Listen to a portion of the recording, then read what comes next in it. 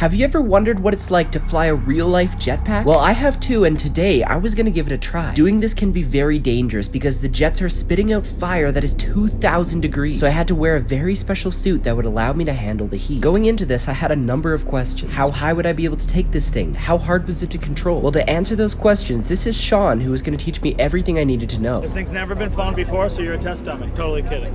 You'd still be down. My man, I like At this point, I was ready for anything, but I didn't know what anything was. Up until a few weeks before, I didn't even realize that jetpacks were actually possible. So now it was time for me to strap in and get ready for my first flight. But before I take off, let me explain why I wanted to do this in the first place. You see, it all started several months ago when I became obsessed with wanting to become a real-life superhero. It started with the idea of me wanting to jump high, where I worked with an engineer to build a contraption that would allow me to do so. We worked for weeks to explore all the options of increasing my speed and vertical. However, it wasn't enough, and we needed to take it further. While we kept exploring options to increase the jump to an even higher level, the idea of flying is one that really stood out to me. I knew I needed to see if it was possible. However, this is where things get interesting because at this point, I didn't know what to expect from the jetpack at all. And until I was able to give it a try, I wanted to be prepared for anything. I found some of the highest and scariest machines I could possibly find, pushing myself out of my comfort zone so that no matter what would happen, I would be ready. And then finally came the day where I was able to give it a try. You may have seen a jetpack before, but there's a lot that makes this one special. Apparently, this one was made almost a decade before any other jetpack on the market, making this essentially the world's first real-life jetpack. This is David, who not only built the jetpack, but is also going to explain why it's incredibly difficult to master. I mean, there's 400 pounds of thrust there nearly.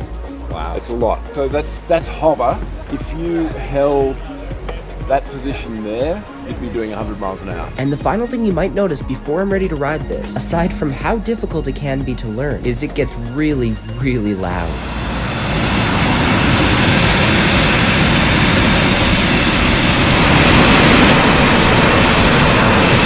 If you've ever wanted to learn how to fly a jetpack, pay close attention. We can't stop you from going up. We can stop you from, the tether line will help you with the safety from hitting the ground or anything like that. Okay.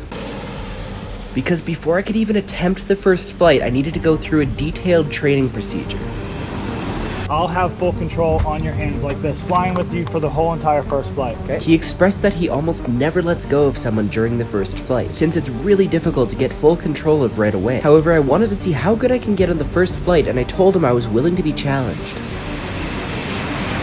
If I feel like you're starting to gain some hover control and you can actually start balancing it yourself, I'll be able to slowly start backing up and just see if you can actually keep control of it.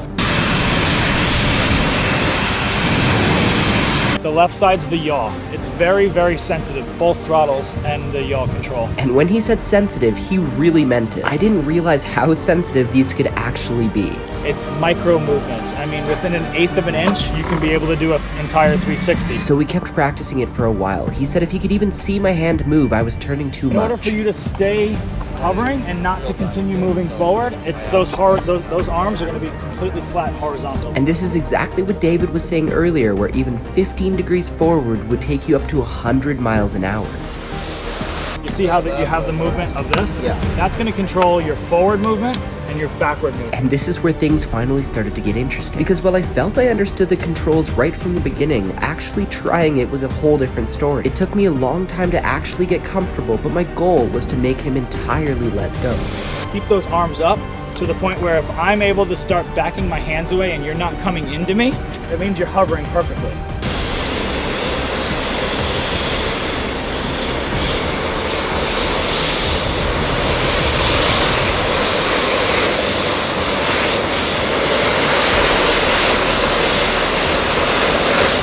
Eventually, he finally took his hands away and I started to feel more comfortable. I would have assumed that when flying a jetpack, having prior flight knowledge, or even experience in riding something like a motorcycle would have been incredibly useful. But it turns out that there's one skill that if you already have, might make you an incredible jetpack pilot. That one skill is what David told me shortly after I got off. See how sensitive that throttle is?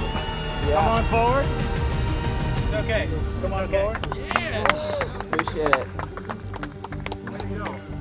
Amazing control. You didn't go opposite or the wrong way at any time. It was honestly one of the best flights I've seen for the first shot. So sounds good. Well done, dude. Well done. Flying the jetpack was much harder than I expected, and I wish I knew this skill to begin with. It's interesting what we're finding is that, you know, skaters, surfboard riders, that kind of thing are doing a lot better than traditional pilots. It turns out if you really want to get good at this, balance is the most important thing you can learn. So until I could take this even higher, I'm gonna need to get better at pushing my natural limits. So the next video is gonna be even crazier. Whoa.